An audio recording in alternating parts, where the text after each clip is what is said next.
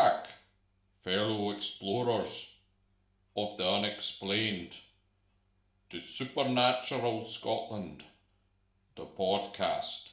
It's me, Angus.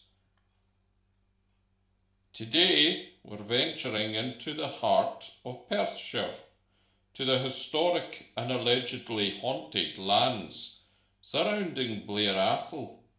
Home to the magnificent Blair Castle, this area holds secrets and whispers of the paranormal, tales of the restless spirits and unexplained occurrences. So grab your map and maybe a good hunting kit, pour yourself a wee dram, and prepare to explore the shadows of Blair Atholl. And here is your host, Mark Smith.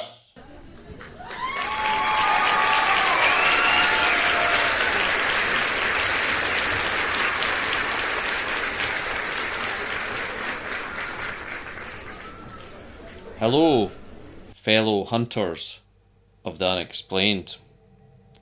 As Angus says, today we're starting with Blair Atholl. The name itself conjures images of rolling hills, ancient forests, and of course the imposing Blair Castle. This magnificent fortress, the ancestral home of the Dukes of Atholl, has witnessed centuries of history. From clan warfare to royal visits, but beneath its grand facade, whispers persist of a darker history. A history that has left its mark on the very stones of the castle and the surrounding lands.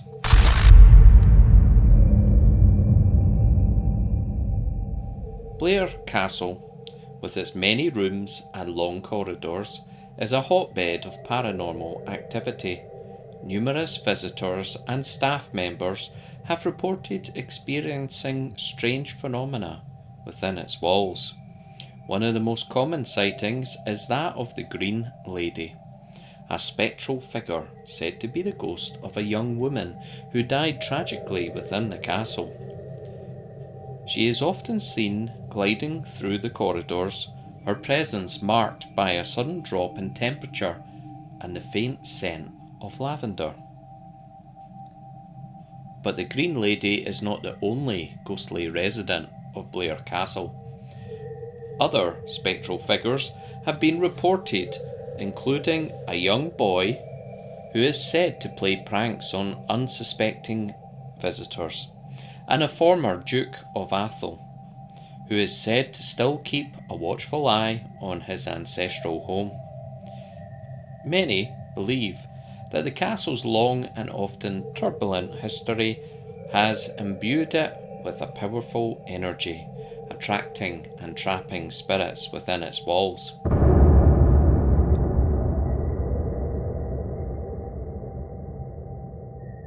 Beyond the walls of Blair Castle, the surrounding lands are also steeped in folklore and tales of the supernatural.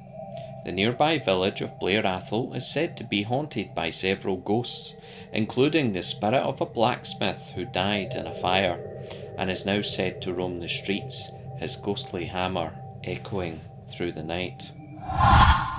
And then there are the stories of Fairy Hill, a small mound near the castle that is said to be the gateway to the fairy realm. Local legends warn against venturing too close to the hill at night, for fear of being lured away by the fairies and never seen again.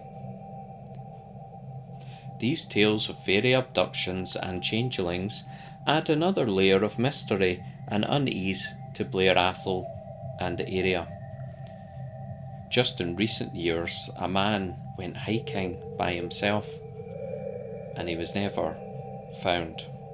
He disappeared. There were searches, but no one ever found him. And that is a modern mystery. Even with the technology we have, they never did find him.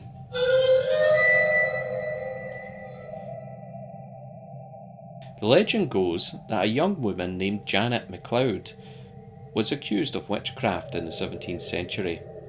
She was said to have cast a spell on the village, causing a series of misfortunes. The villagers were so terrified that they decided to hold a trial. Janet was found guilty and sentenced to death. She was burned at the stake in the village square. The legend says that Janet's spirit still haunts the village. Some people say they have seen her apparition wandering the streets at night.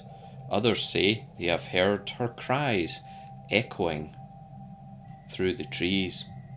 Whether you believe in the legend or not, there's no denying that Blair Atholl is a place with a dark and mysterious past.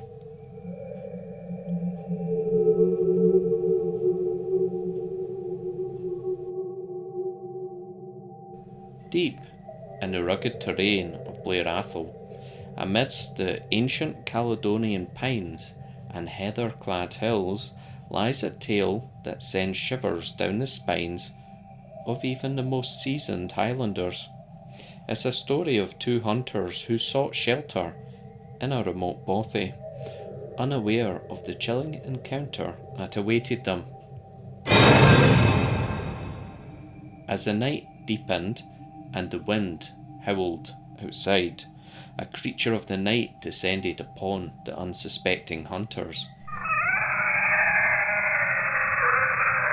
They say it was a vampire, drawn by the warmth of their blood. The hunters, startled from their slumber, fought valiantly against the bloodthirsty fiend.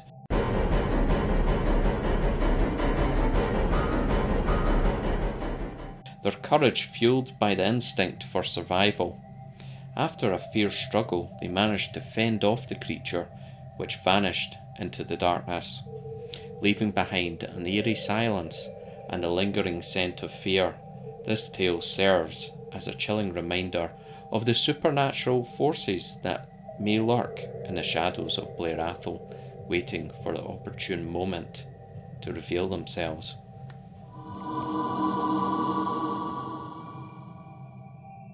I actually stayed a week at Blair Atholl in their lovely caravans, and decided one night to stupidly go out by myself in the dark with my camera that's a night vision one, and walk about in their woodland. And although nothing happened, it was a pretty scary thought that something might jump out on me. So yeah, I'll not be doing that by myself again, but I made it home. No abductions by fairies, no attacks by vampires, even though I did feel like I was being watched.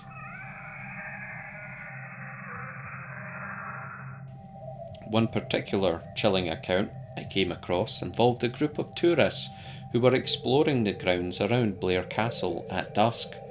As they walked through a wooded area, they began to feel an overwhelming sense of dread. They reported feeling as if they were being watched, and they could hear faint whispers carried on the wind. Suddenly, they saw a figure emerge from the shadows, a tall, dark figure that seemed to be watching them from a distance.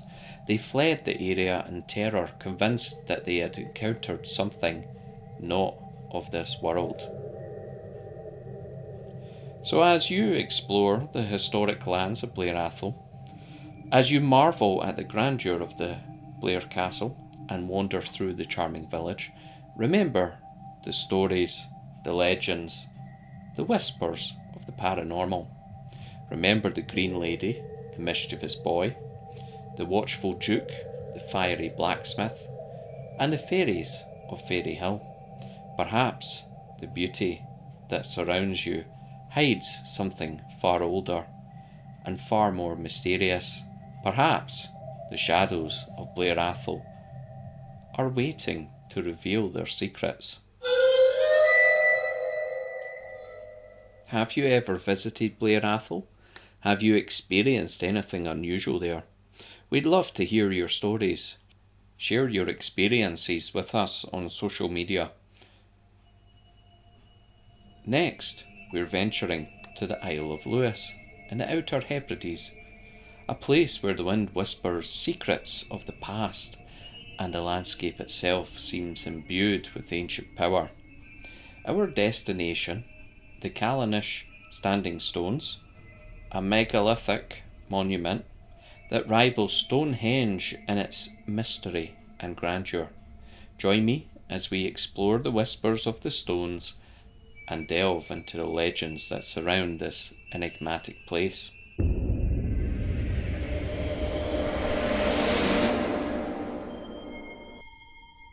Callanish, even the name sounds ancient, carrying echoes of a time long before recorded history. These imposing standing stones, arranged in a complex cruciform pattern, dominate the landscape, a testament to the ingenuity and perhaps the spiritual beliefs of the people who erected them thousands of years ago. But who were these people? And what was the purpose of these stones? The answers remain shrouded in mystery, fueling speculation and inspiring countless legends.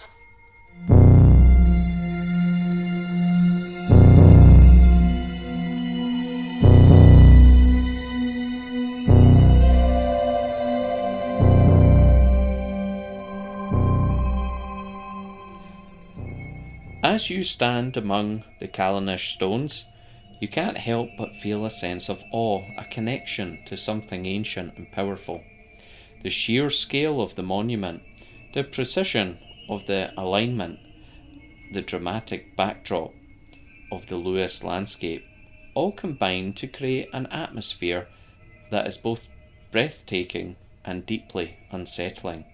It's easy to imagine rituals taking place here, under the watchful gaze of the moon and stars, ceremonies lost to time, but whose echoes still seem to resonate within the standing stones themselves. One of the most ancient aspects of Callanish is the sheer mystery surrounding its purpose. Was it an astronomical calendar, a sacred burial ground, a place of ritual and sacrifice? No one knows for sure. This lack of definitive answer only adds to the site's mystique, allowing our imaginations to run wild with possibilities. Local folklore offers a variety of explanations for the stone's existence. Some say they are petrified giants transformed into stone by a powerful sorcerer. Others believe they are connected to the fairy realm, gateways to another world. These legends, passed down through generations, add a layer of magic and mystery to the stones, blurring the line between fact and fiction.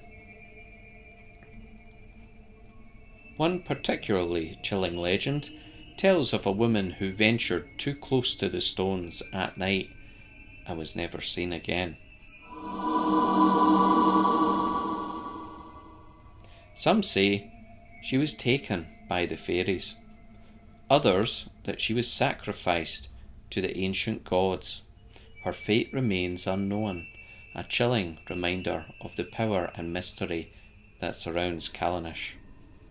While there are no specific ghost stories associated with Callanish in the traditional sense, the site itself exudes an undeniable sense of ancient power. It's a place where the past feels incredibly present, where the veil between worlds seems thin, and it's a place that leaves you wondering, what secrets are still hidden within these stones? What echoes of ancient rituals are still waiting to be heard?